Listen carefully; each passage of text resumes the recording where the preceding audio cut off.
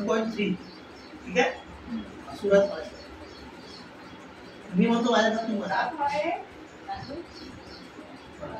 These are the kindest things I know. These are the kindest things I know. They do not harm, they simply grow. They do not harm, they simply grow.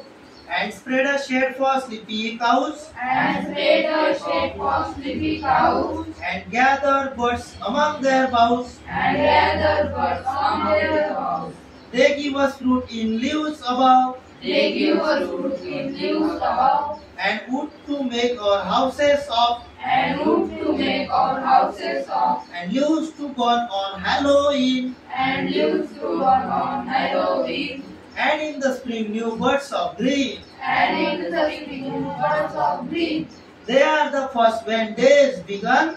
They are the first when days begun. To touch the beams of morning sun. To touch the beams of morning sun. They are the last to hold the light. They are the last to hold the light. When evening changes into night. When evening changes into night. And when a moon floats on the sky. And when a moon floats on the sky. They hum a drowsy lullaby. They hum a drowsy lullaby. Of sleepy children long ago. Of sleepy children long ago. These are the kindest things I know. These are the kindest things I know. तर बघा पहिलं कडू आपल्याकडे आहे. These are the kindest things I know. म्हणजे kindest चा अर्थ आहे सर्वात दयाळू. काय? सर्वात दयाळू. काइंड म्हणजे दयाळू आणि काइंडेस्ट म्हणजे सर्वात दयाळू. आपण डिग्रीचा विचार केला तर आपल्याकडे 3 डिग्रीज आहे. एक आहे पॉझिटिव्ह डिग्री, दुसरी आहे कंपॅरेटिव्ह, तिसरी आहे सुपरलेटिव्ह.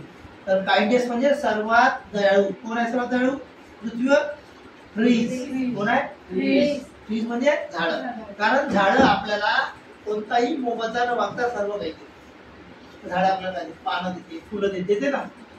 बघा, they do not harm, they simply grow. ते कधीही कोणाला त्रास देऊन जीवन जगत नाही. ते आपल्या जागच्या जागेवर जगतात. म्हणजे हा म्हणजे कोणाला हानी पोहोचवते का झाड? आणि सिंपल आपलं जीवन जगतात झाड. And spread a shade for sleepy cows.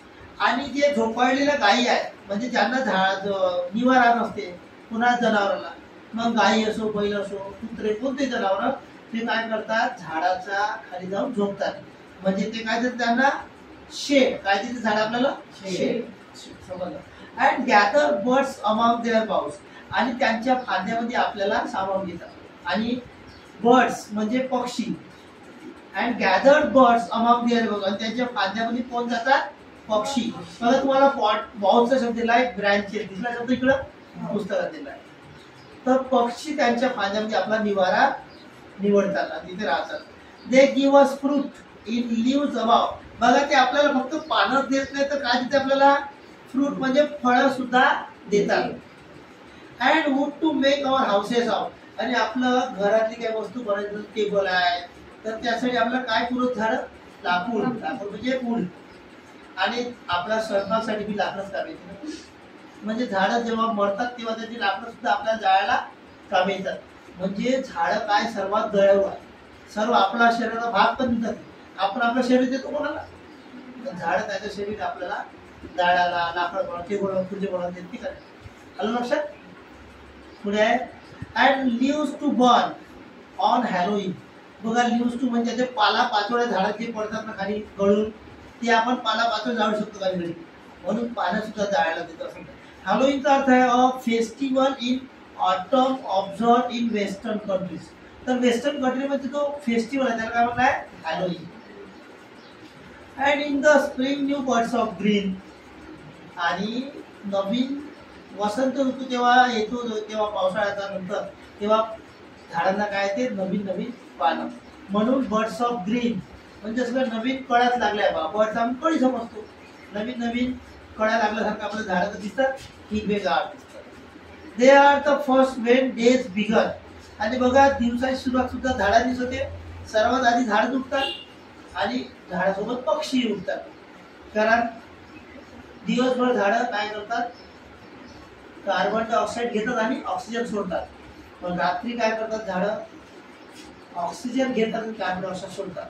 आणि पूर्ण सकाळ पहाट झाली का पुन्हा आपलं ऑक्सिजन देणे आणि कार्बन डायऑक्साइड झाडात सुरू होते.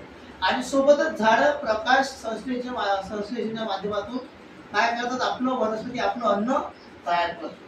म्हणून सर्वात आधी कोण उठते, झाडं. म्हणून लाईक मला they are the first when days began, म्हणजे सुरुवातीलाही झाडच आपल्या दिवसाची सुरुवात करतात असं म्हटलं आहे. To touch the beams of morning sun, morning sun, to touch the beams of morning sun म्हणजे सूर्याचं पहिलं किरण सुद्धा झाडच घेतात. कारण झाड दिवस रात्र तुम्हाला माहिती आहे जैसे तेवढी उभे राहतात. बघा ते घरातून बाहेर निघते का, मग पहिलं किरण कोणा जागावर पडणार आहे, झाड. आणि तसे झाडच आहे उंच उंच पाहिलं तुम्ही जंगलात वगैरे पाहिलं. म्हणून they are the first when days begin, सुरुवातीला कोण असतात, झाडं असतात. To touch the beams of morning sun, सूर्याचं पहिलं किरण घ्यासाठी. They are the last to hold the light, आणि शेवटी झाडं असतात.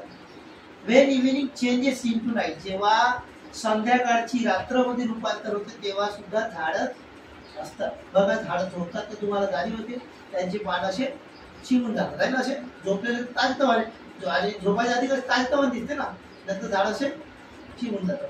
कळलं का? तेव्हा काय होते म्हणजे रात्र. And when a moon, moon म्हणजे चंद्र. When a moon floats on the sky, म्हणजे जेव्हा काय तो चंद्र येतो आकाशात तेव्हा काय असते, रात्र असते. दे हम अ ड्रॉजी ललबाय, तर झाड तुमच्यासाठी अंगाई गीत गातात असं म्हणतात. कवीचे बोल आहे ते, असं आपला पोएट आहे हॅरी बेन. तर हॅरी बेन जी पोएट आहे त्यांनी आपल्याला दिलेला आहे काय, त्यांची रचना आहे दे हम अ ड्रॉजी ललबाय. जसं काय झाडं आपल्याकडे काय म्हणताय, अंगाई गीत गात आहे. काय करताय, अंगाई गीत. तुम्ही लिहू शकता ड्रॉजी ललबाय म्हणजे अंगाई गीत. आलं लक्षात? तर झाड तुमच्यासाठी काय म्हणतात, रात्री अंगाई गीत. आणि सोबतीला कोण आहे, चंद्र. समजलं का?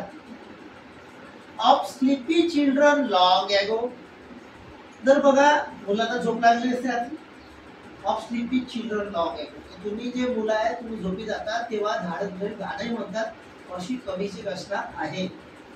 These are the kindest things I know, आणि झाडच हे काय सर्वात दयाळू व्यक्ती आहे किंवा पर्सन आहे किंवा कोणती पण वस्तू आहे किंवा सर्वात जगातील सर्वात दयाळू कोणी असत तर कोण आहे, झाड. समजलं इथं तुम्हाला?